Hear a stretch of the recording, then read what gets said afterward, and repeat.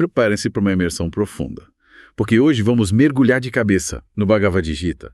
Um texto indiano antigo que vou te contar é um verdadeiro baú do tesouro filosófico. Um clássico. Temos aqui suas anotações e pesquisas e vamos juntos desvendar os ensinamentos mais intrigantes dessa obra. É verdade.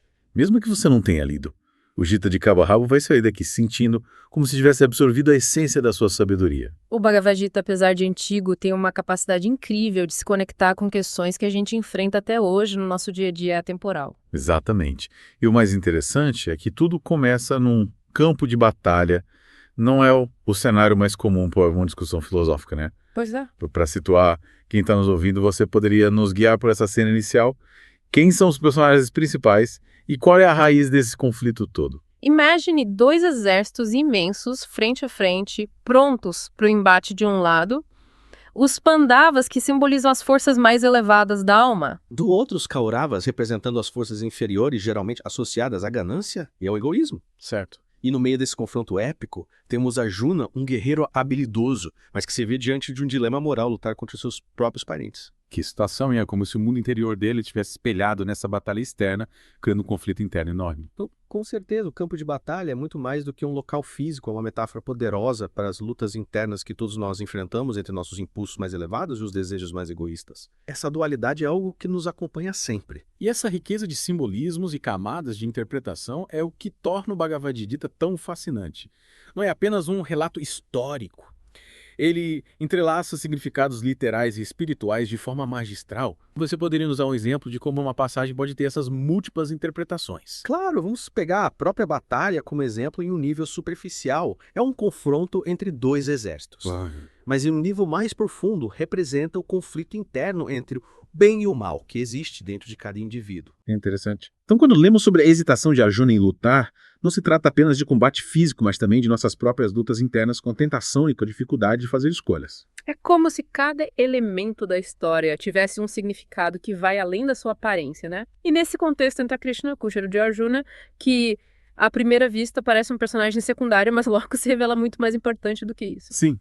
O fascinante é que Krishna se torna a voz da sabedoria divina, guiando Arjuna através de suas dúvidas e medos. Ele é mais do que um cocheiro, é um guia espiritual, um mestre, e representa a presença do divino dentro de nós. E é aqui que a coisa fica realmente interessante. Krishna começa a revelar algumas verdades profundas sobre a vida, a morte e a natureza da realidade. Quais são algumas das coisas mais surpreendentes que ele compartilha com Arjuna? Krishna ensina Arjuna sobre a impermanência do corpo físico, enfatizando que o verdadeiro alma é eterna e passa por um ciclo de nascimento, morte e renascimento. Ele coloca a alma como a essência da nossa existência. Então é como dizer que a forma física é apenas um veículo temporário para a alma eterna. É uma ideia que nos leva a questionar muitas coisas sobre a vida, não é? Sem dúvida, Krishna continua explicando como o apego a bens materiais e desejos mundanos leva ao sofrimento. A verdadeira liberdade vem do desapego dessas coisas passageiras, direcionando o foco para o crescimento espiritual. Essa busca por algo maior é um tema central no Bhagavad Gita. Isso me lembra de diversas tradições filosóficas e espirituais que também enfatizam o desapego, e a busca pela paz interior é como se diferentes culturas tivessem chegado a conclusões semelhantes sobre a natureza da felicidade. Exatamente. E Krishna também destaca a importância de cumprir o próprio dever ou o dharma, mas sem apego aos resultados. Ele enfatiza a ação altruísta ou agir pelo bem maior sem esperar recompensas, essa ideia de desapego, mas ao mesmo tempo de entrega ao dever é algo que mexe com a gente. Me disse se não sei do próximo dígito que é do Sambara. Pensaram que usarena contribuirão propuná-lo para o far para a desvade. Perfeitamente sobre agir com integridade e altruísmo, alinhando suas ações com seu propósito mais elevado, essa busca por um propósito. É algo que todos nós, de alguma forma, buscamos. E aí eu te pergunto, cara, ouvinte, qual desses ensinamentos ressoa mais com as suas experiências de vida já sentiu nesse dilema interno que a Arjuna enfrenta? É uma pergunta que vale a pena ser ponderada. Talvez você já tenha lutado contra o desejo, a busca por bens materiais ou a procura do seu verdadeiro propósito na vida. Sim. É possível que já tenha se deparado com o conceito de ação altruísta ou questionado a própria natureza da realidade. São temas que o Bhagavad Gita explora com profundidade e que nos oferece uma sabedoria atemporal para lidar com os desafios da vida independentemente da época em que vivemos. E é sobre essa sabedoria que vamos continuar conversando. Preparem-se para mergulharmos ainda mais fundo nos ensinamentos do Bhagavad Gita. E o Bhagavad Gita não foge da complexidade da vida, sabe? Ele reconhece os desafios, as dúvidas, os medos que todos nós enfrentamos em nossas jornadas. É reconfortante ver que essas questões são universais e atemporais. Sim, ele não tenta disfarçar as coisas. Me lembro de quando Arjuna entra em pânico, seu corpo inteiro treme. E ele diz, eu não consigo fazer isso. Krishna é uma reação humana autêntica. E é isso que a torna tão poderosa. Exatamente. É por isso que a orientação de Krishna é tão valiosa. Ele não ignora as angústias de Arjuna. Ele as enfrenta de frente, oferecendo soluções práticas e filosóficas para superar esses obstáculos internos. É como teu mentor espiritual que te entende profundamente e te guia com sabedoria. E falando em sabedoria, acho que seria interessante explorarmos o conceito dos 3 gunas, que parece central para entendermos como interagimos com o mundo. Os 3 gunas sattva, rajas e tamas representam qualidades ou energias fundamentais que influenciam nossos pensamentos, ações e percepções. É como se fossem as cores que compõem a pintura da nossa existência. Deixe-me ver se entendi. Sattva uesa anersa, a harmonia e o equilíbrio. Isso. Raja seria a paixão, a ação, o desejo. E Tamas seria a energia mais densa, a inércia, a ignorância, acertande. Acertou em cheio, o Bhagavad Gita sugere que somos todos influenciados por esses gunas em diferentes graus, nossa personalidade e nossas escolhas. Até mesmo os alimentos que ingerimos podem ser categorizados de acordo com essas qualidades. Então é como se estivéssemos em uma dança constante com essas energias. Em alguns dias podemos nos sentir mais sáticos em paz. E com a mente clara, outros dias somos tomados pelo rajas, cheios de energia, para correr atrás de objetivos e ambições. E claro, há aqueles dias em que o tamas domina e só queremos ficar na cama assistindo a um filme. Exatamente. E compreender os gunas pode nos ajudar a ter mais consciência dessas influências, permitindo que façamos escolhas mais alinhadas com o nosso eu superior. É um processo de autoconhecimento. É como ter uma bússola interna, nos guiando, nos ajudando a navegar pelas batalhas internas e a buscar o equilíbrio e a harmonia.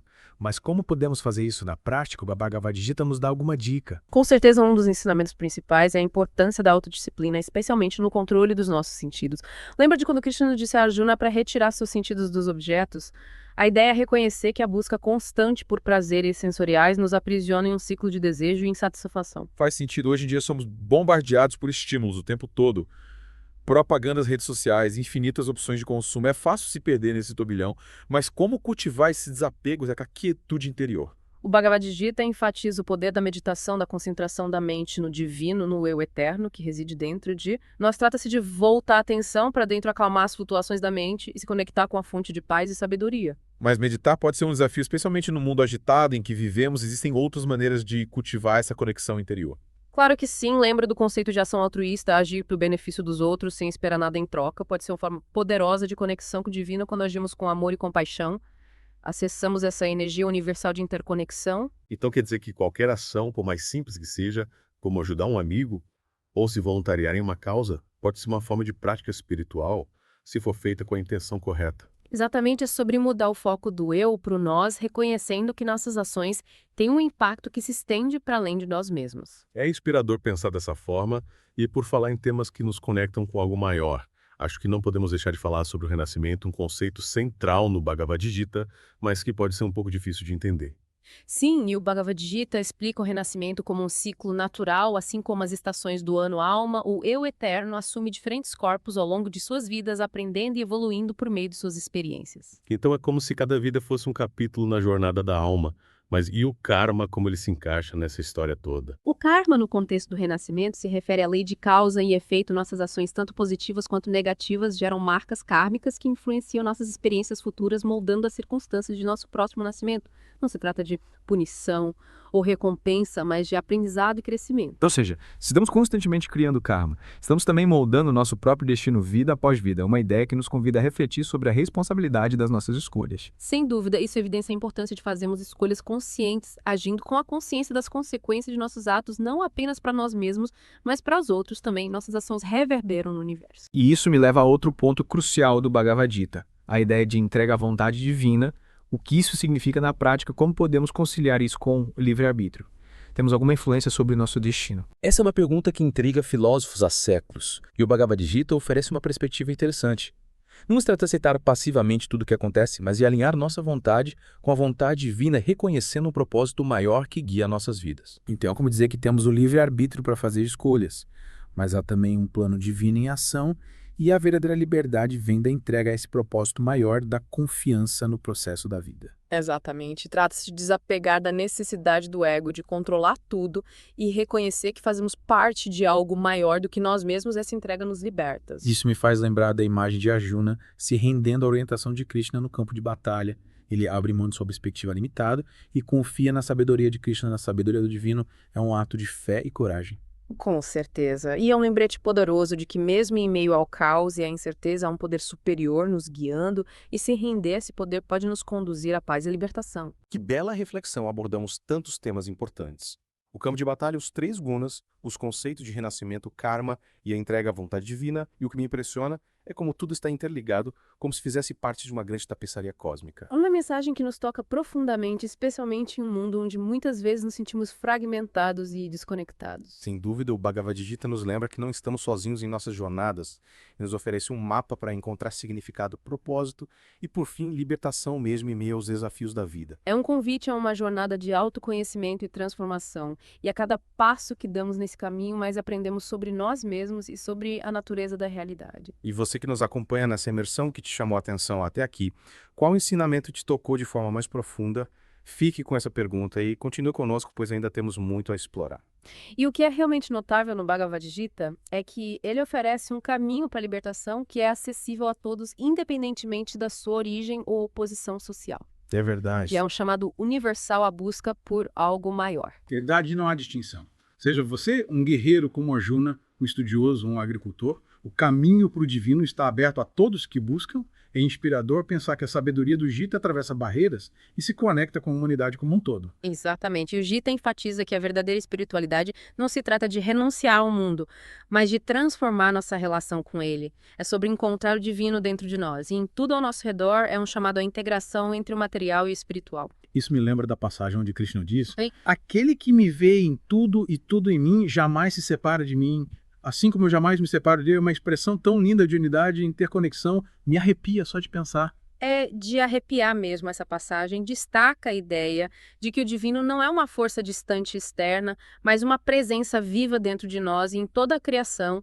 É uma perspectiva que nos convida a olhar para o mundo com mais reverência e gratidão. Então não se trata de escapar do mundo, buscar um paraíso futuro, mas de abraçar o momento presente, encontrar o sagrado no ordinário e reconhecer a divindade em cada ser. É um convite a viver com mais consciência e presença. Com certeza, e aí que os ensinamentos do Bhagavad Gita podem ser tão transformadores. Eles nos encorajam a mudar a nossa perspectiva e além das limitações do ego e abraçar uma visão mais ampla de nós mesmos e do mundo. É um processo de expansão da consciência. Me vem à mente a imagem da árvore Ashwata, que Krishna descreve como tendo raízes que crescem para cima e galhos que se espalham para baixo. É como se ele dissesse que nossa verdadeira fonte, nosso alimento espiritual vem de cima, mas nossas ações, nosso engajamento com o mundo acontece aqui na Terra. Sim. É uma metáfora que nos conecta com a nossa natureza dual, a conexão com o divino e a vivência no mundo material. Que observação perspicaz, e o Bhagavad Gita nos incentiva a desapegar dos frutos de nossas ações, reconhecendo que a verdadeira realização não vem de recompensas externas, mas do alinhamento com esse propósito maior. Essa fonte divina é sobre encontrar alegria no próprio ato de servir, de contribuir para algo maior do que nós mesmos. Que jornada incrível! Sinto que apenas arranhamos a superfície da sabedoria do Bhagavad Gita, mas espero que tenhamos dado ao nosso ouvinte uma boa ideia de seus ensinamentos centrais e de como eles podem ser aplicados à vida moderna. É um conhecimento que nos convida a uma constante reflexão e autodescoberta. Com certeza, é um texto que nos convida à contemplação profunda e à exploração contínua. Quanto mais nos aprofundamos em sua sabedoria, mais camadas de significado descobrimos. É um presente que continua a nos dar novas compreensões ao longo da vida. E para finalizarmos essa imersão, caro Witty, queremos deixar você com uma última pergunta para refletir. Se o Bhagavad Gita é um guia para vencermos nossas batalhas internas, qual é o pequeno passo que você pode dar hoje para se alinhar com seu propósito mais elevado?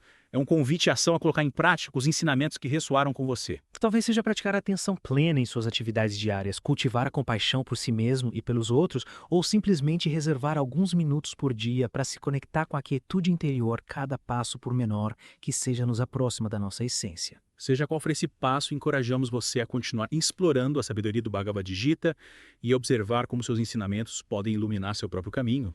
A jornada é individual, mas a sabedoria do Gita é um farol que nos guia a todos. É uma jornada que vale a pena ser vivida. Até a próxima imersão.